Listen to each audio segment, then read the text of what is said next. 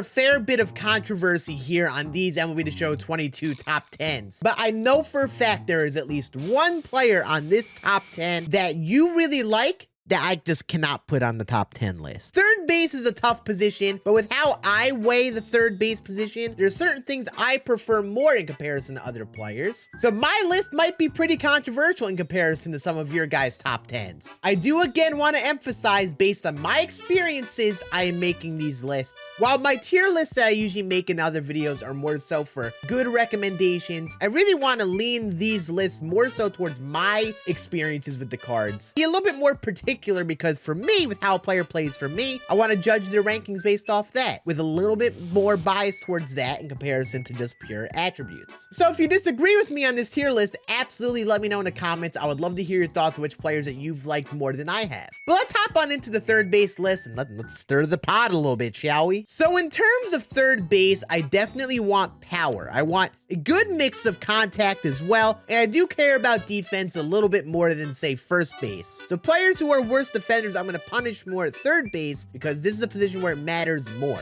But I definitely want power in a similar manner like I would at first base. The speed is going to be much of a value here at third base, but there's kind of just a threshold of speed that I need on the card where it's enough. So in terms of an honorable mention, I'm going to first mention Xander Bogaerts. I mentioned him with the shortstops and second baseman. He's been one of my favorite finest cards so far. He's still a great hitter in terms of the third base position, especially when you include his active quirks that boost him up a bit. I do think he's better off at shortstop, especially once you get him the parallel 4, but he's definitely a viable third baseman with enough speed and arm to be a good overall well-rounded hitter. I do think there are plenty of better options though, because again, I do want more power. He does not bring enough in comparison to our other big third baseman. Next, we have 99 Trevor Story as an honorable mention, who brings actually a little bit more power than Xander Bogaerts, plus is bringing 99 speed, which is a little bit of a rarity this position. He's got gold fielding here, which would be more than enough. The thing is with Trevor Story, I think his best position is shortstop. And while he's a good hitter, there are other third basemen that bring more well-rounded power and contact.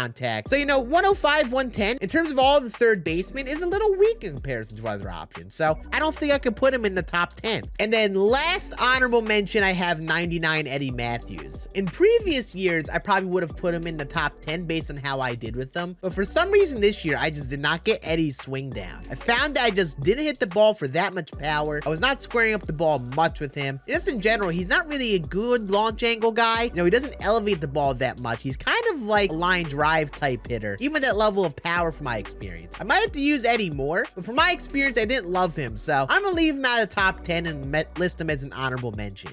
At number 10, though, we're gonna start off with 99 Vlad Jr. I did put him a little bit outside the top 10 at first base, but I found that first base had so many secondaries and so many options, and you could get away with the worst defense there. I don't think it was a fit for him there. But at third base, he'll have gold fielding, good arm strength, a lot of good hitting, especially versus righties with a bunch of quirks.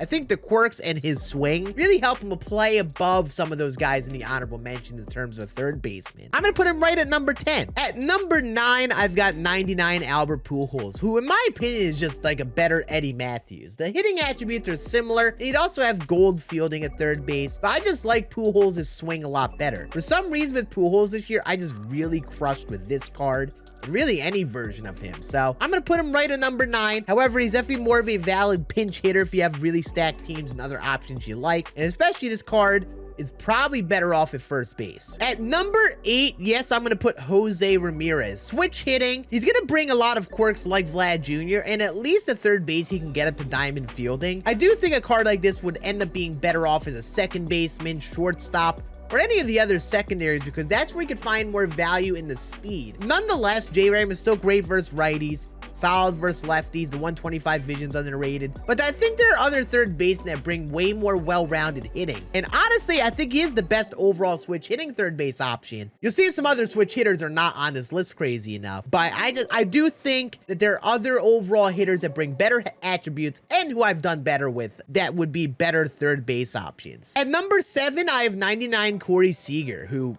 in my opinion is better off at third base in comparison to shortstop and second base, just because he's a little slower. While the hitting attributes are there and he has the primary at shortstop, I do think he's best off at third base with his 50-something speed. He's gonna have low range in middle infield, and the bat is good enough to be a third base option. And again, he gets a couple quirks that can help him, mainly day player. It's going to help him get a little bit more attributes, but it just comes down to his swing and those attributes, and Seager's good for that. So I'm gonna leave him right here at number 7 on third base. At number 6, I have one of the most well-rounded cards in the game, 99 Hank Aaron. I've loved Hank, and third base is a viable position for him. But as you will see with their other third base option, they're gonna be players with similar fielding to Hank Aaron at third, who bring better overall hitting attributes. I like Hank, but I do want to know, at least at third base, it's such a stacked position in terms of power and overall hitters.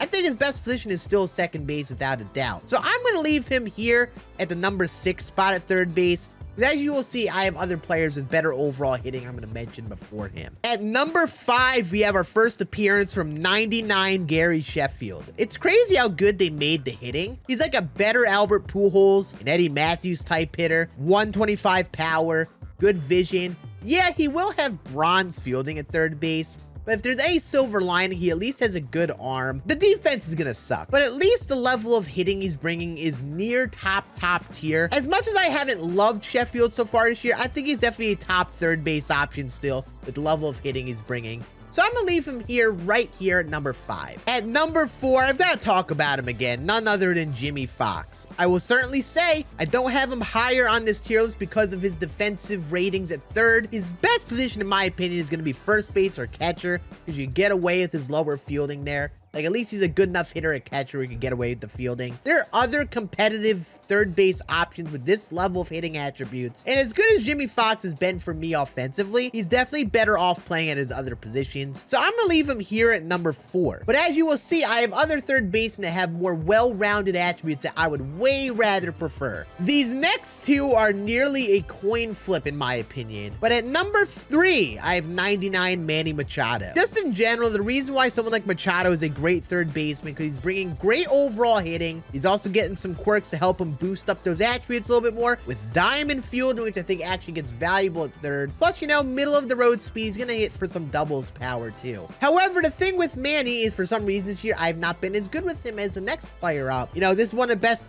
well-rounded third basemen in the game because of the mix of fielding and then contact and power. At number 2, I'm gonna have 99 Nolan Arenado. And honestly, the comparison between Machado and Arenado is very close. You're sacrificing a little bit of the power versus right, if I remember correctly, and obviously a little bit of speed. But for some reason with me, Arenado's been way better of a hitter. I don't know, just because I've gotten his swing down better or what it is, but I've liked him a smidgen more than Manny. And you know, the 125 vision again is underrated. Hitters with high vision, I'm really liking this year when you have it paired with that extreme pull hitting tendency. And something like Nolan's been crushing the ball for me. So I'm gonna leave him at number 2. Again, he also gets quirks like Machado. He's a very similar type hitter.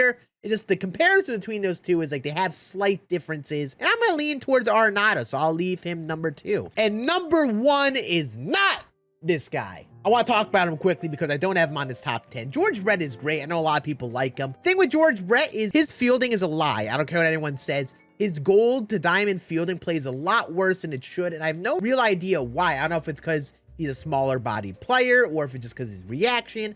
But I did not like George Brett as a fielder. And honestly, you know, while he does play above the attributes, the other hitters that I'm going to mention bring so much more power overall, have hit for way more consistent power. I like that a lot more at third base than what George Brett brings to the table. Parallel 5 George Brett is definitely great. Base attribute George Brett, I don't think I feel right putting in the top 10. My number 1 third baseman is 99 Miguel Cabrera. In general, I've liked this swing on his card. Maxed out attributes. Yes, 79 fielding is low off the rip, but at the very least, it's basically right there at parallel 1 to get gold, and he's been crushing with him. He's a great overall well-rounded hitter to all fields, and I think he's been my pick for an overall third baseman. I think this is just the best spot for Miggy. So for me, he's my number 1 third baseman. You could debate a wall. Seriously, I know this third base list is tough, but I hope you guys enjoyed my rankings. Let me know in the comments how you feel about these rankings and how you go about choosing your third baseman. I know there's definitely gonna be some fun when I'm not leaving George Brett on the list, because there's definitely other players I could talk about like Josh Donaldson